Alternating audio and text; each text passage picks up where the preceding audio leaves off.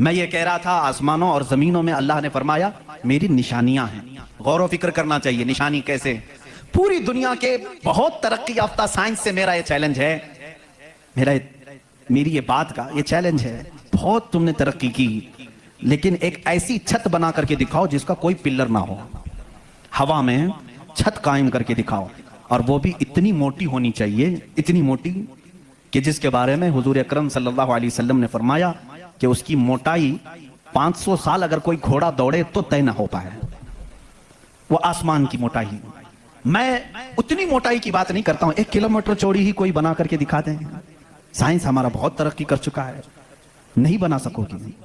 لیکن کائنات کی اس پوری زمین پر اللہ رب العزت نے ایک چھت ہمارے سروں پر رکھی ہے, اور سب کو معلوم ہے وہ چھت کیسی ہے, بغیر پلر والی. کہیں اس کو ستون دیکھا آپ نے؟ اللہ الذی رفع السماوات بغیر عمد ترونها. قرآن کہتا ہے وہ اللہ ہی ہے جس نے بغیر ستون کے آسمانوں کو بنایا, اور تم بھی اس کو دیکھ رہے ہو. قرآن چیلنج کر رہا ہے, تم بھی اسے دیکھ رہے ہو. اور حیرت کی بات یہ ہے, ہمارے پلر والی چھت کے بارے میں تو یقین ہوگا اب یہ گرے گی نہیں, لیکن اگر یہ تڑکنے لگے, کہیں سے آوازیں آنے لگے, ہم بھاگ کر کے کون سی چھت کے نیچے جاتے ہیں؟ پلر والی چھت سے. ہم کو خوف لگتا ہے آج کل گر نہ جائے, اور پناہ لینے کے لیے اس چھت کے نیچے جاتے ہیں جس کا کوئی پلر ہی نہیں. اللہ کی نشانیاں ہیں اس میں. اللہ رب العزت فرماتا ہے تم دیکھ رہے ہو ان آسمانوں کو ہم نے کیسے قائم کیا ہے. اب اس کی تحقیقات جو ایسٹرونومی پڑھے ہوئے ہیں وہ جانتے ہوں گے. علم فلکیات اس کو کہتے ہیں, آسمانوں کا علم. یہ بھی ابھی سب کو پورا حاصل نہیں ہو سکا. جو ہماری نظروں میں نظر آ رہا ہے یہ تو دھواں ہے, بادل ہے. آسمان تک پہنچنے کے لیے پتہ نہیں کتنا سفر. اور اس میں اللہ رب العزت نے ستاروں کے ایک ایسے جھرمٹ کو رکھا ہے.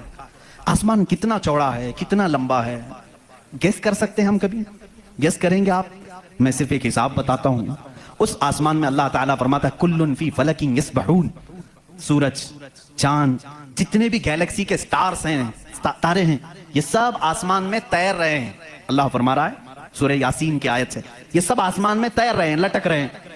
اچھا, جس پر لٹک رہے ہیں ظاہر سی بات ہے وہ بڑا ہونا چاہیے. اب وہ کتنا بڑا ہوگا؟ وہ چھت کی چادر کتنی بڑی جس پہ سورج بھی لٹک رہا ہے, چاند بھی لٹک رہا ہے. ہم نے سائز پوچھا سائنسدانوں سے, سائز پوچھا کہ یہ کتنے بڑے بڑے ہیں جو آسمان میں لٹک رہے ہیں. تو انہوں نے کہا سب سے قریب جو ہمارا ستارہ ہے, سیارہ ہے, زمین سے جو سب سے قریب سیارہ ہے وہ چاند ہے. اور سورج کا کیا حال ہے؟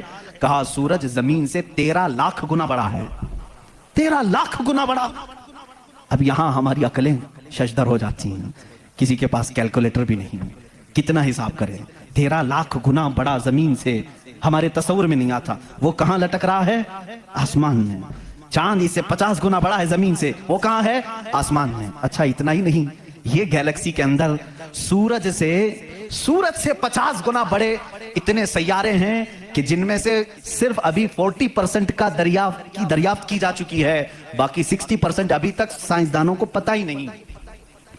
سورج سے 50 گنا بڑے سیارے اور موجود ہیں. پوچھا یہ سب کہاں ہے؟ یہ بھی آسمان میں ہیں.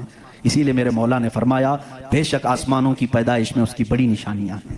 اب میرے عزیزو آؤ, تمہیں اپنے گھر کی چھت ڈالنے کے لیے کتنے دن لگتے ہیں, کتنے ورکر لگتے ہیں, کتنے مزدور لگتے ہیں, کیا کیا اس کے لیے سامان لگتے ہیں, یہ سب تمہیں معلوم ہے جنہوں نے چھتیں ڈالی. اب اتنی بڑی چھت جس نے قائم کی ہے, جس میں لاکھوں گنا بڑا زمین سے سورج بھی ہے, چاند بھی ہے, گیلیکسی کے اور سٹارز ہیں, وہ خدا فرما رہا ہے آسمان کو, زمین کو کس طرح سے اس نے بنایا. قرآن میں ہے صرف 6 دن میں ان دونوں کی پیدائش ہوئی ہے. اس سے بھی بلکہ اللہ تعالیٰ فرماتا وَجَعَلَ الْأَرْضَ فِي يَوْمَيْنِ. اللہ نے زمین کو 2 دن میں پیدا فرمایا, آسمان کو, اور اس میں جتنی سجاوٹ ہے, سجاوٹ کیا ہے؟ یہ پورے سمندر کو رب فرما رہا ہے وہ زمین کی زینت ہے, جتنے درخت ہیں وہ زمین کی زینت ہیں, اور آسمان کی زینت کیا ہے؟ چاند ہے, سورج ہے, ستارے ہیں. یہ سب 4 دن میں بنے, کل 6 دن میں ان کی پیدائش ہوئی ہے. کل 6 دن میں ان کی پیدائش ہوئی ہے. میاں ہماری دکان نہیں بنتی 6 دن میں, اور وہ خالق کائنات فرما رہا ہے 6 دن میں اس پوری کائنات کے زمین و آسمان کی پیدائش ہوئی. تو کیا یہ اللہ رب العزت کی نشانیاں نہیں ہیں؟ غور و فکر, تدبر